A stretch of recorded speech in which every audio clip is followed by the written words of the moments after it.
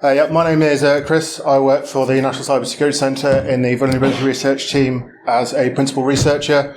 Twitter handle's up there. This is a big piece of research that I've been doing in my spare time to look at using Ghidra, the Sleigh language, P-code, and apply that to a processor that NSA didn't release. So, a little bit of an agenda. I'm going to talk a little bit about me. Obviously, orange lanyard, not being recorded. Sorry about that. That's my employer. Going to talk quickly about Ghidra because some of you guys might not have heard about Ghidra before, what it is, a bit of background about it. A very quick intro to the processor that I attempted to reverse engineer. It's a Texas Instruments processor. It's from 1972, which makes it older than me. It is complicated. It was a competitor to the Motorola 68000, and we all know which one won. Again, there's some good reasons for that. I'm going to go through all of the Sleigh files that you need, some important concepts. So this is going to be kind of a tutorial. It's all the problems that I butted up against, and hopefully you guys can learn from it. And if you want to do this as well, it will be much easier and you won't make the same mistakes that I did and swear a lot. My name's Chris. I've got a couple of degrees. I've got a degree in computer science from Essex University and a master's from the OU. I've been a principal researcher in the NCSC's vulnerability research team for about 4 years, but I have worked in the industry for about 10 years. I've got a bunch of CVEs, some of which I'm not personally credited on, but I do have a track record in finding vulnerabilities in products. So Ghidra, what is that then? Well, it could be a mythical dragon. If you do your homework, this picture comes up a lot. It's a 3-headed mythical dragon, or it could be a reverse engineering tool. So this was released by NSA on the 5th of May at RSA conference, a guy called Rob Joyce. This was announced in January of this year and created a huge Twitter storm because some people had seen some references to that in things like Vault 7, and there had been a reference. Everyone got very, very, very excited. It's currently on version 9, so you can learn from that there were previous versions. It's quite a mature product, and there currently have been 3-point revisions. It's been fully open source now, so you can download the source and futz with it yourself if you really want to. One minor drawback, it is written in Java. It can be quite slow, and it can be very, very memory hungry. It's supported by a whole bunch of scripts. So again, you can write JavaScripts to do things in Ghidra, but it also has a Python interface, and it also has an intermediate language called P-code. So if you're familiar with something like a binary ninja, then you can lift to an intermediate language and do some really cool stuff. So it has full 64 32-bit support. So if you're familiar with IDA Pro, you don't have to do IDA Pro Advanced Amazing to get all of your processor types. It supports PowerPC, MIPS, ARM, x86, 8664, pretty much all of the little PIC microcontrollers, and a whole bunch of like really ancient ZX80 is another one. So a whole bunch of processors. There are roughly 21, and people are starting to use Ghidra to reverse engineer other processors. So we move on to, well, why? Why am I doing this work? So this is work against a serial multiplexer called a case DXC850. So if you are having lots of telexes or lots of satellite networks that you wanted to network together back in the 70s and 80s, you would serially multiplex the connections in a massive rack like that. So definitely a Raspberry Pi could do all of the work of that. And again, you kind of go, well, why?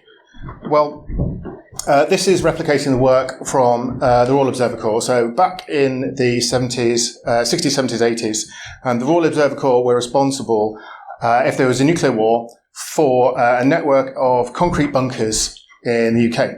And if we lost all normal communications, these would be how government would function, and specifically would pass around messages to the size of the nuclear blast, where it was, and try to get civilization working again.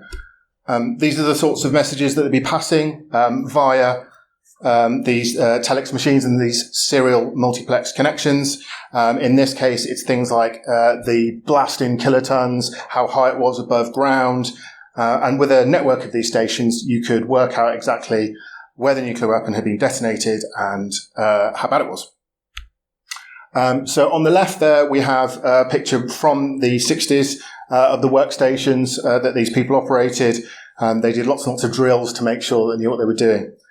Again, we're still on Y. So on the bottom right there is the current recreation. So this is a bunker in Dundee, and this is the current recreation of that particular station. And what they're really interested in doing is recreating all of the software and hardware so they can have the bunker network set up as much as they can in the UK. People can visit and learn about the Cold War, learn about all these sorts of things that were happening. So the processor itself, so it's a TMS 9900. If you look down on the bottom right there, you'll see that it was originally issued in 1974 and revised in 1978. Again, that's older than me. 16-bit big endian architecture sounds okay at the moment. Sounds relatively easy to do within Ghidra. It has 3 registers. That's unusual. It doesn't have a stack. Also unusual. And the instruction set is also a bit weird. It doesn't have a RET instruction. There is no instruction to say return from a subroutine call. So when I started this piece of work, you kind of go, oh yeah, I can climb up that hill as an academic exercise. It's only over there. It's only a hill. Except you find out that the hill's a very long way away and it's called Everest. 3 registers and no stack. So how does that work? So it has a program counter as you'd expect. It has a status register as you'd expect. And then it has a workspace register. The workspace register points to normal RAM where 15 general purpose registers are. So you do have 15 registers, but any access required has to go through the workspace register, which means that context switches are really, really fast because you only need to change the workspace register to point a different place. Control flow changes, good stuff happens. But otherwise it's epically slow because any access to any general workspace register has to go across RAM. And in the 80s and 90s and 70s even, RAM was really slow and really, really expensive. This is the main reason why it lost out to the Motorola 8086. It was about 10 times slower than anything else. One of my colleagues we were chatting about it. It was like, why did Case use this chip? It's awful. And from reverse engineering it, yes, it is. So Sleigh. Sleigh is the underlying language in Ghidra that models an instruction set. It's a successor to SLED. There's a whole bunch of work in the open source environment. So academia, which is the specification language for encoding and decoding. Sleigh's a really, really complex language. I don't know how much NSA invested in it, but it was a lot. It's really, really complicated and it's really, really full-featured. We're describing the instruction sets so that we can lift that into an intermediate language, and then we can decompile the assembly language, and then we can lift that decompilation into source. Sleigh facilitates lifting to Pico, as I just said, and Pcode is the intermediate language. Okay, so there's a whole bunch of previous work that's been done, obviously. So NSA have done Sleigh for all of their processors that they've released, including ARM, both in 32 and 64-bit, and thumb code, and for both of those, x86, and as I say, some cute older processors. The 90s want their processor back. There's a guy called BRump who is doing this work for a particular chip. He, at the time I started writing these slides, he'd only implemented 3 instructions. But on his GitHub, he's up to about 18 now. So he's doing quite well. But that's the only prior art in this arena that I could find. So now I'm going to go quickly through what files you need, what they do, and then we'll start talking about the really important things like tokens and actually parsing out the instructions and how it all fits together. So you go and look in the processors directory in Ghidra, and you see a bunch of files. So what do they do? So Bottom half of that slide there, yes, I have got an extra 0 on the 9900. I couldn't be bothered to go back and change it because it was a pain in the backside. So you need a bunch of files, LSpec, LDEFs, PSpec, a Sleigh file, and Sleigh spec. So that's relative, in terms of files, you don't need a huge amount, but it is relatively complex. So first thing you need is a language definition. This is relatively simple. This is describing your processor, whether it's big endian, little endian, and things like display variables. So we've got up there the language dialog that you get in Ghidra, that when you select, I want to disassemble this particular device, that's what you get. So that one's relatively simple. You then need a compiler specification. So compilers can be different in the way that they generate function calls. So you have regpalm 3 or GCC versus Windows. The way they pass variables, albeit on the stack, albeit in registers, those can be different. You'll notice here that I've specified a stack pointer, with the register being the workspace pointer. This is a problem that is an artifact of Ghidra, the fact it's expecting there to be a stack pointer. And in this case, I don't have one, because this architecture doesn't support stack, which is just horrendous. So that's, if you've got a whole bunch of different ways of calling things, this is where you do that. So you can say, when you do a standard call, then I expect the arguments to be in certain registers. I expect you to take certain size off the stack, and it deals with returning. So it can work out where functions are for you. It will then populate the P code, which then goes and goes, I know this is a function call, and I know that the registers were R0, R1, or whatever, and then it then populates those arguments into the P code and shows you in C the decompiled function. You then need a processor specification. This is a place where you can, if you have fixed memory models, so in this case, this is the TMS 9900, which has a very small memory model because it's a 16-bit machine, and that will then populate the display within Ghidra, so that you know that if you get to a certain address, you can see, this is the reset vector. So the reset vector will then go back to the interrupt handler. The interrupt handler will then reset everything and then restart the machine. So we're nearly there, all down those set of lists, until you get to this, which is the Sleigh specification. This is a tiny, tiny piece of XML of an absolutely ginormous file. And I was sitting there, I was actually on a train going, how on earth am I ever going to recreate this? Because it's all XML, there are links in it, it's all linked forward, linked backwards. How am I going to do this? Till the penny dropped. Nobody could write that. It's machine generated. So let's hope that NSA released the program that makes this, and they do. So there's a program called Sleigh.exe, which is in the utils directory, which takes another file and generates this, I want to say nonsense, but it isn't because it works, generates this unreadable mess. So you don't need to worry about the Sleigh file itself. You need to write a Sleigh specification. It's like, okay, right, we're good on that.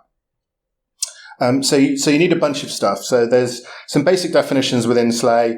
You need to define the endianness. This is actually passed through from the very first file that I talked about, which was the selector. So the big endian and little endian, that will get passed through. You can override it if you want to at any point. You can specify the alignment. So, for example, on ARM, if you read on odd word boundaries, you're going to get a protection fault. Because it has to be half word aligned or word aligned. So if you need to do that in your architecture, obviously x86 doesn't do that. And then you need to define a bunch of registers. So you need to tell Ghidra or the Sleigh what registers you're going to use. They're defined as strings, big string list. And here you've got an offset and a size. So that's all relatively self-explanatory. The size is in bytes. So these are the general purpose registers. It's a 16-bit machine, therefore 2 bytes, job done. What's really cool about this is using the offset, you can overlap registers. So if you think of x86, where it started with A, which is going to be EAX, and then RAX, using offsets and sizes, you can overlap all of the registers, and that means that you'll be able, in the end, to set individual bits of those registers if you need to. There's a special set of functions to deal with Bitfield registers. So a status register when you're trying to set individual bits. That to me didn't work. So the top part of the slide there is copied word for word from the Ghidra documentation, which is all there. There's tons and tons of written documentation. However, it's very impenetrable, and there's loads and loads of things that says, you may find this confusing at first. Yes, I did. But I copied that word for word, and it does compile down into the XML. You load it into Ghidra, and it does that. It says bad XML. It's like, thanks. Just no indication of why that doesn't work. Great. Thank you. I guess I could raise a problem on GitHub, but I was busy. What you can do is, because there are so many other Sleigh files within Ghidra, you can go look at the 6502 or x86, and this is how they do it. So what we've got here is an offset. So at the end of my registers, I've said, can I have some more of size 1? I do realize that means that these registers are 4 bytes, not 1, but it seems to work for NSA, so it's working for me. Now on to the really, really important things that are really getting into the nitty-gritty here. So variables. Variables are obviously really, really important so that we can assign values, so that we can show P code what's going on, and we can, again, lift to C. Tokens and fields. So this is how you describe how the processor instructions work in terms of bits. A token is a byte, and fields are a field within that byte, but they don't have to be bytes. They can be as small as a single bit. And constructors, these are where the magic happens. This is where you say, this is my mnemonic, this is what the opcode looks like, and this is what I want you to do after it. We also need variables. More on variables. So we need to attach registers to variables. So I talked previously about you define the registers, you define their size. At this point, we are saying any of those registers, can you attach that to, in this case, RS or RD, so register source, register destination. So that means that the intermediate language doesn't actually care whether it was R0 or R15. It just knows that it's expecting a register, which is a really, really, really powerful thing, because you don't have to, within the instruction, you don't have to worry about which register you're using. So they can be used interchangeably, as I said there. Sleigh doesn't actually care about what register it is. So more on tokens. So we have here 3 of the 6 addressing modes within the TMS 9900. As you can see, they're all a little bit different. Opcodes are different sizes. And so how are we going to use tokens to model all of this? So to start with, the opcode I've said here is 16 bytes long. So that's fine. It has to be divisible by 4.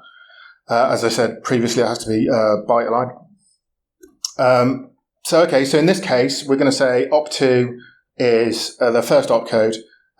That's from byte 0 to 2, and we can follow on from that. We're going to say op5 is from byte 0 to 5, and so on and so forth. So we can model our instruction, building up these tokens. In this way, we can say register the RD, which is the destination register, from byte 6 to 9.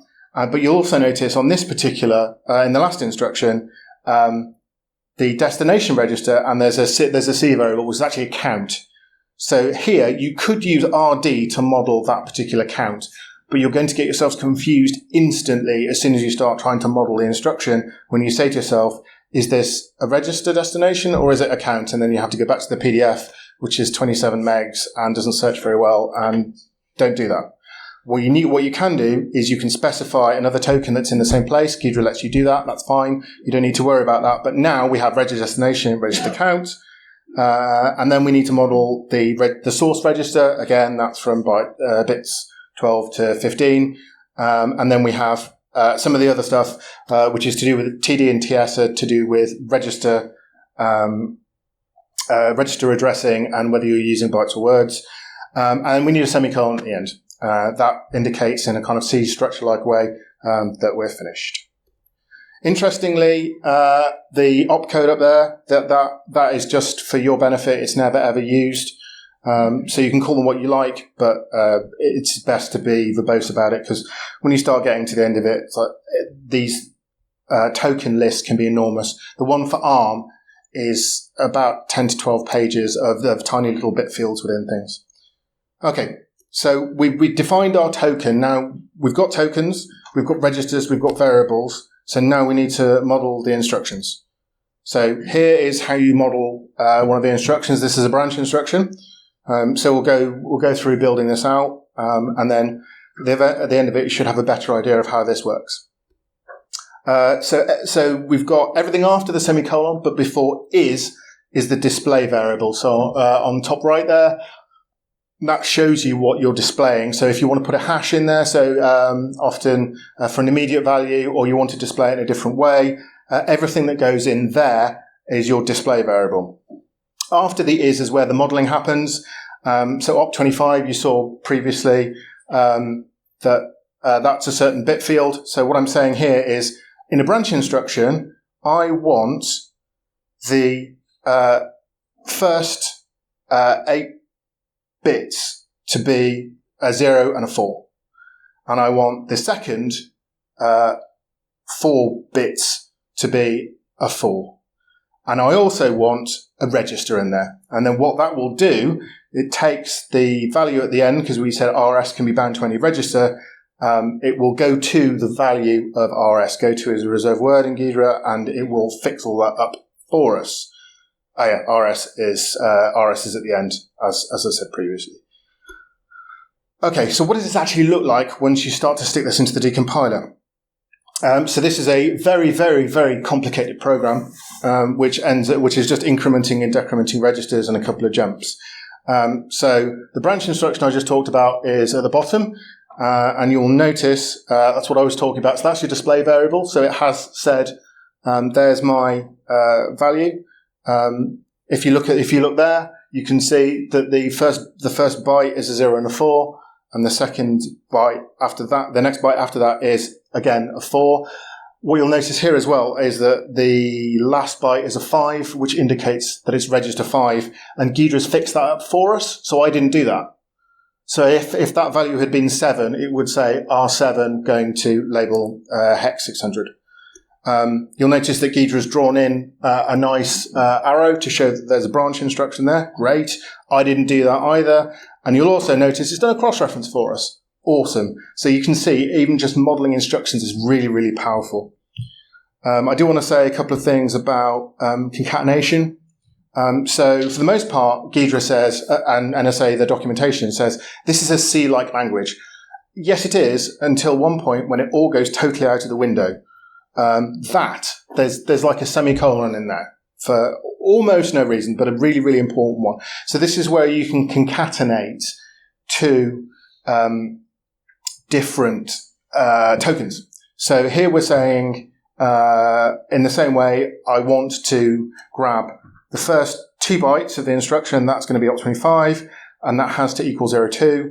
And I want to grab the next byte or the next set of bits at bit position 7 and 8, and I need that to be a 0. But then it says, please get another token, which I defined to be immediate 16. So there's that, which says immediate 16 is from 0 to 15, so that's a whole address from that. So what happens here is we go and get the first token. I didn't do that. Cool. I would say that in 20 years, I've never done an animated PowerPoint apart from today, so I'm still working with it. So there we have the top register, which is our instruction, and saying where we want to go to. And the next byte, in this case, it takes hex 300 and puts it into that register. It is a really, really big gotcha, because if you try and concatenate tokens that are in that original token I talked about, so in this case, if op78 had been after the semicolon, it wouldn't go and get the token from the first read. It would go and read another whole token and just go and grab that bit out of it. So you can end up, if you don't do this properly, you can end up with much bigger instructions than you expect. So it absolutely does what it says on the tin. However, it really isn't obvious. And it's one of those places in the documentation where it says, you might find this confusing at first. Yes, I did. Some useful tools. So Sleigh.exe, that's really cool because that helps make that giant XML file. If you really care about your XML, they've released all the XML validators. So all of those XML files I showed you at the beginning, you can validate that those are correct. Ghidra scripts, they're written in Java. You can make them do some awesome things. Reload Sleigh language is really helpful because that allows you to reload the language without restarting Ghidra. It really speeds up development. Took me a while to find that. So I was killing Ghidra, starting it again, Java, slow. So that was a real boon. And debug Sleigh instruction pass.java. You put the cursor on an instruction, whether it's decompiling or not, and it will show you what it thinks it's doing. In this case, this is load immediate. So that's the previous instruction that I showed you. It shows how it's trying to pattern match the bits. It tells you how long the instruction is, and it tells you what values it's using. So in this case, it's picked out that it's register 5, which it was. So that was really, really, really useful. Just a quick word about some results. So I've got about 50 instructions modeled. Disassembly works in most cases. The stack pointer is a real problem because Ghidra and Sleigh are built around a model that uses a stack and a stack pointer. So there is some more work to do, especially with regards to the instruction branch with link register pointer, which means that instead of just branching to a particular place, you load a whole set of workspace registers from an arbitrary location. The interesting thing here is if this, because of the non-stack based architecture and the way this works, if this had one instead of the Motorola, we would have ended up with possibly a more difficult architecture to exploit because buffer overflows on the stack would not have been a thing. Overflowing workspaces would be, but that would have been dependent on how the C compiler was written and whether it put workspaces together. Certainly you would have been able to overflow into the interrupt table. And with that, I'm done. Are there any questions? So. Why was this particular process chosen over? That's a really good question, which I can't answer. It's terrible. From an architectural point of view, there's some really cool stuff on Wikipedia that says how bad it was with regards to the 8086 and the 68000. And it was on some operations, it was almost 10 times slower. Some of just a register operation would take upwards of 40 microseconds, which was an absolute age for that sort of architecture. We don't know is the quick answer. Case might have got to deal with Texas Instruments. Don't know. Anything else? No, it's not. Sorry. I'll have a discussion with my employer over whether we can release the Sleigh files. Maybe. It's the quick answer. Probably a little bit more of a easier question, but from this talk and very little bit of information I've gained from some stuff that I did back in the early 2000s with the transitive product that came out of Manchester University and their language processing. There seems to be an overlap there, and is that something that's been explored at all? So, could be discussed outside of a bunch of this is being rooted in academic research. So the Ghidra, the Sleigh, particularly documentation, does link back to all of the academic research that's been done, and now it's been open sourced. There's much more opportunity to talk about it. I mean, if you'd have said 3 years ago that I'd be standing here talking about Ghidra, I'd have laughed at you because we would have said that's never happening, and the NCSE doesn't do talks as technical talks as NCSE. Awesome. Chris, thank you very much. That was absolutely fantastic.